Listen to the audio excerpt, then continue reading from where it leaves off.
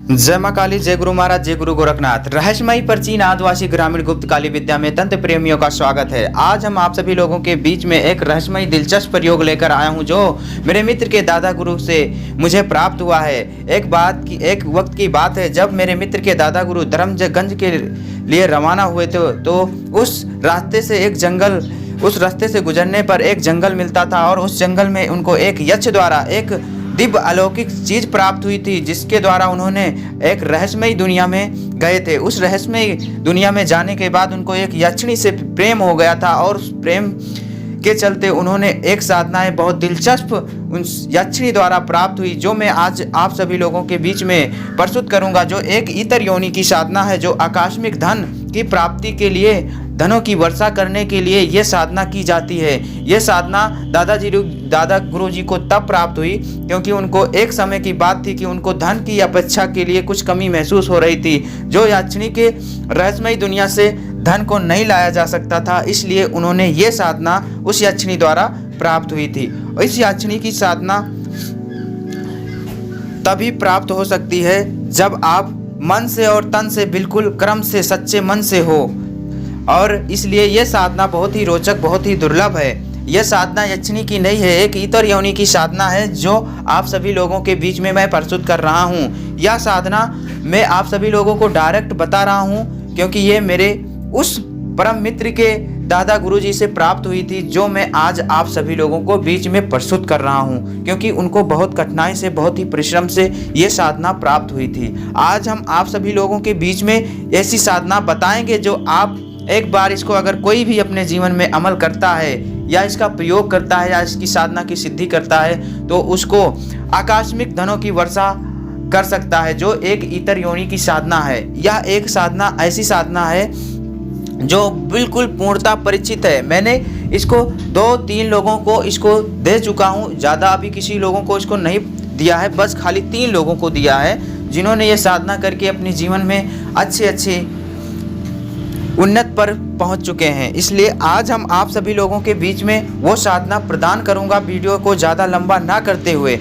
आज हम आप सभी लोगों को बता दूं कि ये साधना केवल 3 दिवसीय ही साधना है, और 3 दिवसीय साधना करने के बाद में आप एक ऐसी रहस्यमयी दुनिया में पहुंच जाएंगे कि आप सोच भी नहीं सकते। इस साधना को करने के लिए सबसे पहले आपको मदार की यानी आँख की पौधा ढूंढना होगा, और वह पौधा ऐसे सुनसान जगह पर हो जहां बिल्कुल रोशनी रात्रि को ना जाती हो। अगर हो सके तो अगर वो शमशान में हो तो बहुत ही अच्छा है, अति उत्तम रहेगा। और ये आपको ढूंढने के बाद आपको करना क्या है, शनिवार के दिन आपको उस स्थान पर जाना है, और उस स्थान पर जाने के बाद में रात्रि 12 बजे उस स्थान पर बैठकर पहले तो आपको सामान एकत्रित करना है। सामान एकत्रित करने के लिए आपको शमशान घाट जाना है। शमशान घाट में जितनी भी चिता की जलाई हुई लकड़ी बची हो, उसको आपको इकट्ठा कर लेनी है। अगरबत्ती, लकड़ी, जो भी वहाँ की सामग्री हो, इकट्ठा करके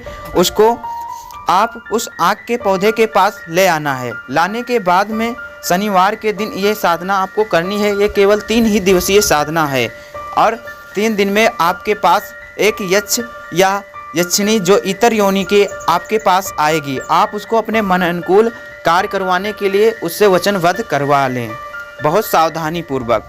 सबसे पहले आपको उस लकड़ी को ऊपर 1 पाव कलेजी जो बकरे की होगी उसको रख देनी है, और उसको जला देना है। जलाने के बाद में आपको करना क्या है, सबसे पहले आपको एक गुमची, जो आपको पंसारी के यहाँ या गांव ग्रामीण क्षेत्र में बड़े आसानी से मिल जाएगी, क्योंकि ये सारे प्रयोग ग्रामीण क्षेत्र से हैं, और ग्रामीण क्षेत्रों में ये सारी चीज़ें उपलब्ध होती हैं। उस गुमची के 108 दाने लेने हैं। 108 दाने को मंत्र से पढ़ते हुए उस अग्नि में डालते जाना है। जैसे ही आपका 108 मंत्र पूरा हो, उसके बाद आप सावधानी पूर्वक थोड़ी देर आप वहाँ बैठकर उस यक्ष या यक्षिणी का ध्यान करते हुए मंत्र को स्मरण मन ही मन करना है। 4-5 मिनट करने के बाद आपको घर चले आना है। फिर आप उसी जगह दूसरे दिन फिर जाना है। फिर आपको वही क्रिया, वही प्रक्रिया दोबारा दोहरानी है।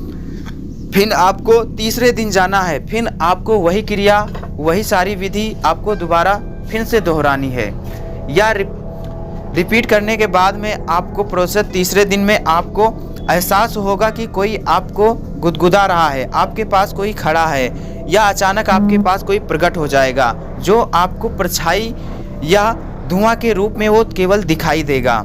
अगर आप उससे बहुत सावधानी पूर्वक वचनबद्ध करना रहेगा उस समय। अगर आप सावधानी, जरा सी भी आपकी सावधानी हट गई तो आपके साथ वो दोबारा वो ऐसी साधनाएं आपको कभी प्राप्त नहीं होगी। इसलिए आप सोच समझकर ये क्रिया करना, क्योंकि इसमें आपको काफ़ी संयम बरतना पड़ेगा। सबसे पहले जब अगर वो याक्षिणी या वह यक्ष इतर योनि की साधना है, ये अगर वो नहीं आता है तो आपको एक नींबू लेनी है और नींबू पर सुई से एक दूसरा मंत्र पढ़ते हुए कम से कम उस पे 108 बार चुभाना है।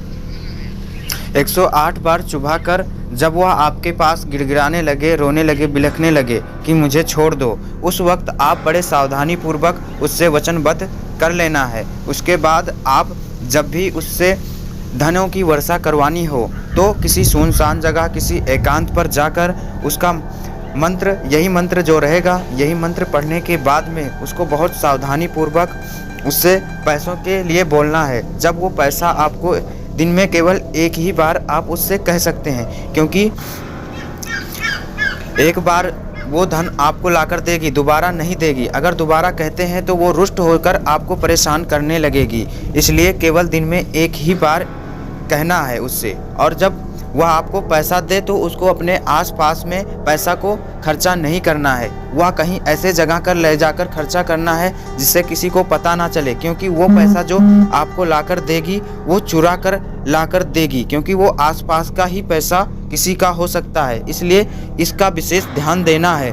उसके बाद इस साधना को सिद्ध करने के बाद उसको विसर्जित भी अपने जीवन मरण करने से पहले, मतलब इसको ज़्यादा से ज़्यादा समय तक यूज मत करना चाहिए। इसको जब अपनी यथाशक्ति अपना कामना पूर्ण हो जाए तो उसको ले जाकर विसर्जित कर देना चाहिए। इसलिए विसर्जित करने की विधि एक अलग विधि है जो मैं आपको दूसरे पार्ट में बता दूंगा, लेकिन पहले आप इतना करने के लिए मुझसे कांटेक्ट करें, क्योंकि इसमें आप मार्गदर्शन से ही यह साधना संपन्न किया जा सकता है। अकेले अगर आप ऐसे ही करने चालू कर दिया तो इसमें आपको किसी भी तरह की हानि या नुकसान हो सकता है।